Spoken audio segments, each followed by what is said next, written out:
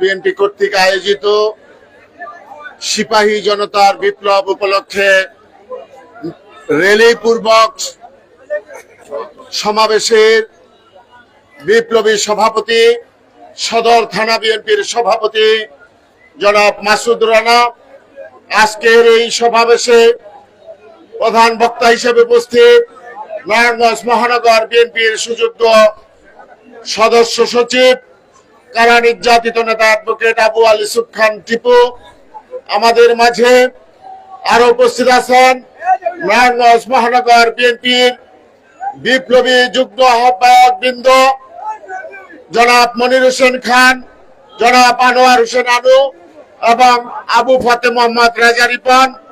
আমাদের মাঝে আরো উপস্থিত আছেন সদর থানা বিএনপি বিপ্লবী সদস্য সাধারণ সম্পাদক অ্যাডভোকেট এস এ মানোয়ার প্রধান এবং যুব দলের নারায়ণগঞ্জ মহানগরীর বিপ্লবী আহ্বায়ক, কারা নির্যাতিত নেতা জনাব মনিরুল ইসলাম সজল সহ বিভিন্ন স্তরের বিভিন্ন ওয়ার্ড ইউনিয়নের নেতৃবৃন্দ উপস্থিত আমার ভাই ও বোনেরা, আসসালামু আলাইকুম।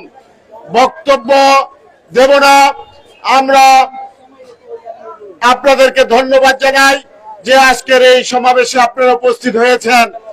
আজকে নারায়ণগঞ্জ একটি বিরল জেলা।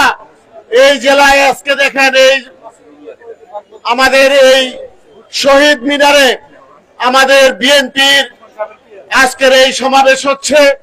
কিছুক্ষণ পরেই আমাদের ইসলামী আন্দোলন নারায়ণগঞ্জের সমাবেশ হবে।